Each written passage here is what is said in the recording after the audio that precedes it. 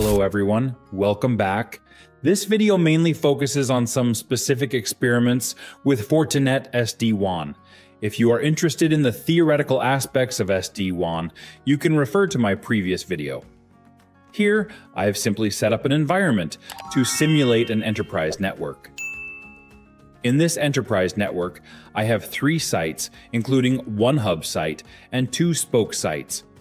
Each site has 2 ports. 1 port is connected to the WAN network of the internet, and 1 port is connected to the LAN network. At each site, I have enabled SD-WAN as well as AD-VPN capabilities. Today, through this topology, I also want to demonstrate 2 aspects. First is AD-VPN and the functionality of AD-VPN shortcuts. Secondly, I want to show the impact of forwarding table validation on SD-WAN selection. First, let's take Spoke 1 as an example to show you the specific configuration on the network firewall. On Spoke 1, as I mentioned before, it has 2 physical ports. One is port 1, connected to the WAN network here, then port 1 is connected to the WAN network. On port 2, I have enabled AD-VPN, so here you can see that Spoke 1's tunnel is already up.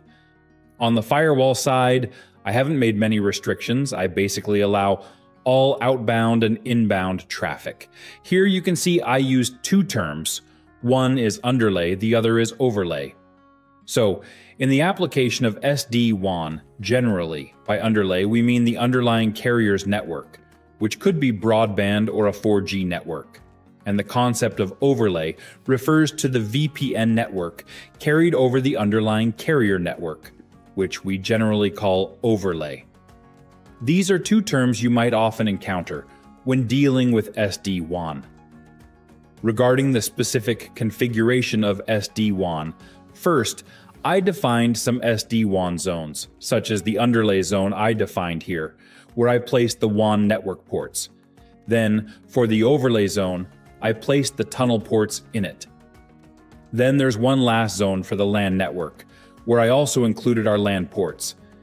The advantage of using zones is that, for example, at one site, I might have both a broadband and a 4G port, then I just place both the broadband and 4G ports under the underlay zone.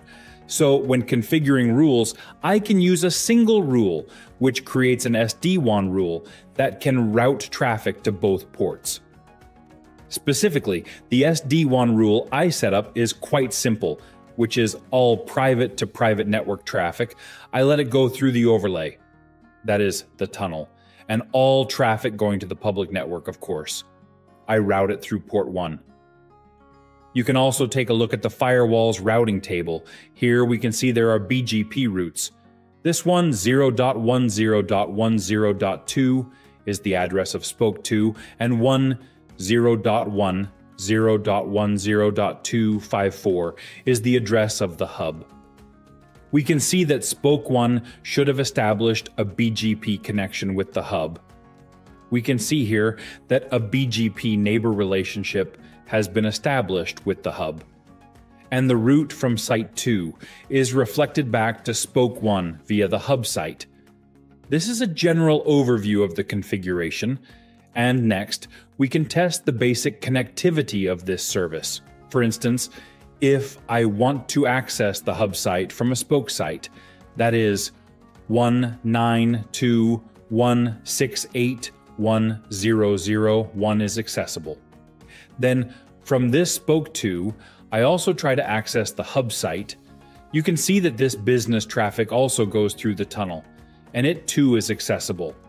So here, let me introduce the functionality of AD-VPN currently through the routing table.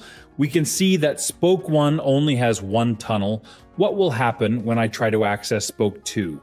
For example, I can first trace the address to this Spoke 2 and see what happens. You can see that first, the traffic goes to the hub site, then from the hub site to the Spoke 2 site. That was the result of the trace route I just tried. Now if I try it again, let's see if there are any differences in the results. You can see that when I trace route for the second time, the packets, after 1 hop, directly reach the Spoke 2 site. What's happening here? If we check the routing table now, we will see some changes. At this time, on the basis of Spoke 1, we have actually established what could be called a derived tunnel interface. It is built on the foundation of the Spoke 1 tunnel. And now, the route to the Spoke 2 site has changed from the previous address, 10.10.10.254, directly to the WAN address of the Spoke 2 site. So this change is actually provided by the functionality of AD-VPN. When the first packet reaches the hub sends back a shortcut offer packet to Spoke 1, informing it of Spoke 2's official address. Then Spoke 1 will use this official address of Spoke 2 to establish a derived subtunnel interface, and thus enable direct communication between the two sites. This is the first feature I wanted to demonstrate. The second feature is to show the impact of forwarding table verification on the selection of the SD-WAN rule. Here first, I want to perform a trace route operation. This operation might raise some questions for everyone, but please be patient and continue watching. I will gradually explain some of the phenomena that occur. Here, I will try to trace to Google's DNS. As you can see, the traffic first goes to the gateway of my UAN network, then through my router, and finally through the carrier's network, step by step reaching Google's DNS address. The purpose of this step is to show you that behind my WAN network, there's a hidden private network segment of 192.168, 1.0-24, comma. Why am I telling you this? You might recall from earlier the SD-WAN rule I configured. I configured this rule saying that all traffic from Silk to Silk would go through Spoke 1. So from the Silk network to the public network route, it all goes through port 1. Now, if I want to access this hidden network segment of 192.168.1.0 behind this half port, which port will this traffic take? Or what phenomena will occur? Let's take a look together. First, I need to enable debug on this firewall to facilitate everyone seeing which port the traffic is being transferred to. I am using the address 192.168.1.40 for testing. Specifically to this SD-WAN rule, we can also look at its command line configuration. We can see all my SD-WAN rules below are using the default configuration, which means I am now conducting a forwarding table verification. So, for example, when I try to ping the address 192.168.1.40 from the test machine at this S1 site, what will happen? Let's see. As you can see, it is pingable. This raises a question. We can look at the debug results here. We can see the firewall shows that upon receiving the packet, when it is received, it generated a new session. Then, through routing forwarding, it found that the gateway is port 1, then passed through the firewall, then underwent source NAT, finally the packet, was sent to this address on port 1. This actually contradicts our SD-WAN rule here, because it should be from Silk network to Silk network address, should all be sent to Spoke 1. And Spoke 1 should not have this 192.168.1.0 network segment. I shouldn't be able to ping this address. But here it is pingable. What's happening here? It's actually because of the forwarding table verification. Because if you check the firewall's routing table now, if you look at the firewall's routing table now, you will find that it no longer has a detailed route to 192.168.1.0. The only option available is the default route. The next hop of the default route is port 1. First, I will verify port 1. Although it is an SD-WAN member, it is not in the outgoing interface list of my first rule. So the first rule will be bypassed, but it is not listed in the interface list of this first rule. Therefore, the first rule will be skipped, and then it moves on to match the second rule. And ultimately, According to the rule selected by the second rule, this packet will be forwarded to the port 1 interface.